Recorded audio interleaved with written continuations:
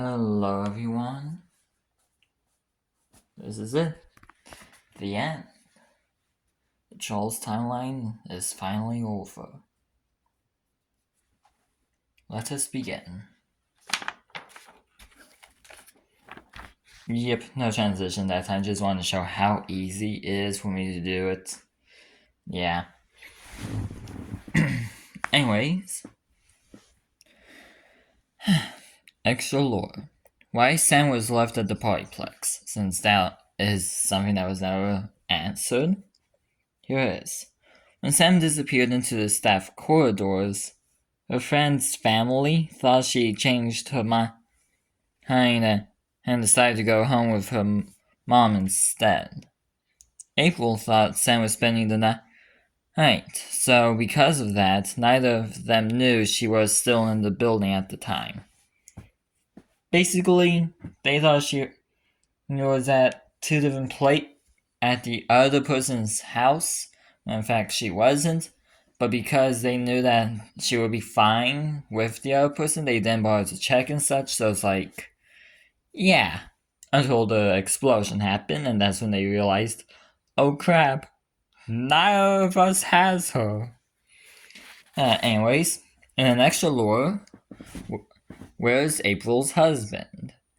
Now, I don't want to do the husbands, kind of like how Sintan Series doesn't do husbands, but mine is there's actual reasons.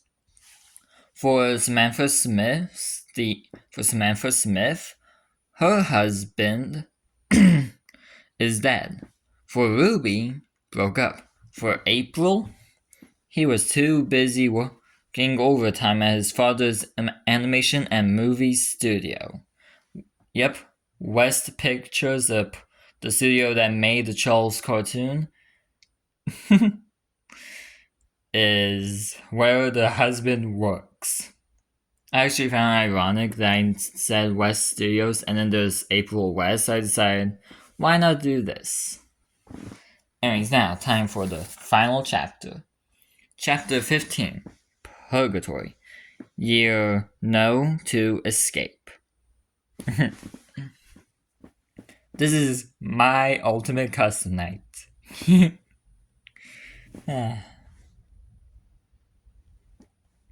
Anyways, Mike woke up in a strange place. It was a dark void. Then two eyes appeared in the dark. They said Mike deserved this for what he did. Then, Mike woke up in a strange security office. There were doors on his left and right, a big doorway behind him, and a vent above him. Then the old Charles Cat, Danny Dog, and upgraded Charles Cat suit appeared in front of him. Old Charles on the left, Danny on the right, and new Charles in the middle.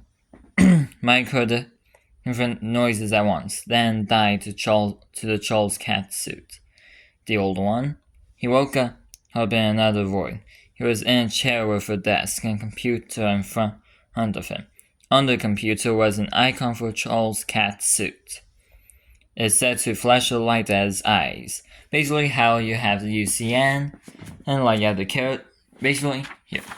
You have the UCN, you have the characters, you hover the mouse over them, and a little description of how to not die to them appears. That's basically what this is.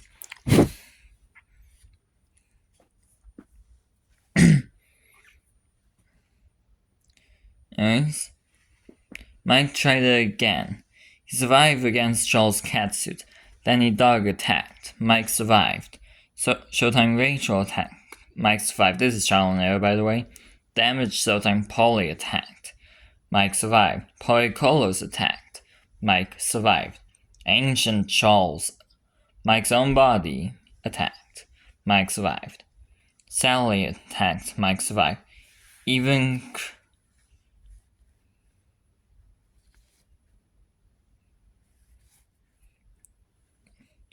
Crystal attacked. Mike survived. Mike kept going against all of the characters from the beginning to the end of Charles. Eventually, Mike went against all the characters at once. See, he survived against all of them from 12 a.m. to 6 a.m. Once 6 a.m. hit, Mike was brought into another void. The first void from before. The two eyes appeared again. The thing told Mike and deserves this again. Mike was then brought back to the void with the computer. Mike did it again and again and again. After 100 wins, Mike asked the thing what it is. The thing then revealed itself to be a shadow version of the original Charles cat suit. The thing called itself as Shadow Charles. It was a manifestation of Carl South's anger towards Mike for killing Rebecca Smith, Chris, Dan, Penny, the kids who possess Showtime Charles, Showtime Danny, and Showtime Pauline. For those who don't remember, Samantha Smith, and attempted to kill more of the family. Shadow Charles told Mike this was his purgatory. Mike deserved this hell. And no matter how many times Mike wins, he'll never escape this place. Mike realized Shadow Charles was right. Mike gave up and continued winning, but knew there was no point. He would let himself die sometimes, or sit at the computer and sleep, even though he doesn't need to sleep anymore. This was it. This was the end of Mike South. The end of chapter 15. But wait, this is chapter 15, the final chapter. This is the end of Charles' timeline, right? No. There's one more. Aftermath. 2025 to 2040. Yeah. Anyways. After Charles's Polyplexes put out, Dave Miller, the owner of the place if you don't remember, made an announcement to everyone, saying how it would be best to let the Charles legacy end here. It's been 103, I need to fix that, 103 years since the legacy started, so it would be best to let it rest in peace at last. Everyone agreed, mainly the adults, since they knew the early years of the legacy. The remains of the planks were left alone as a memorial to the Charles legacy. Everyone eventually forgot about it. The stories of the locations were passed down, but overall, nobody remembered it. In 2040, Ruby Smith, the one who was there since the beginning, passed away, and at the age of 95. She was buried next to Cole's grave, so that way she would always be protected by him. The end of the Charles timeline. That's it. That is the end.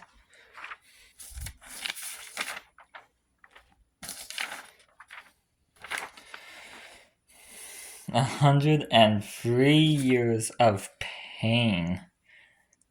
Done. Actually, wait, no, 70 years of pain. Done. There will be 2 more videos on the Charles timeline, though. This is the end of the actual timeline, but the English part. The 2 final videos, however, will be 1, the extras, basically age timeline for the more important characters and birth to death of some of the characters, the important ones, of course. And then the second video, the true final one, will be all the scrapped content, the original designs and plans and such. So, those 2 will be the true final videos of the Charles timeline, but for the actual timeline itself, this is the end. Well, I'll see y'all tomorrow for the first video of the extras of the Charles timeline. Bye-bye!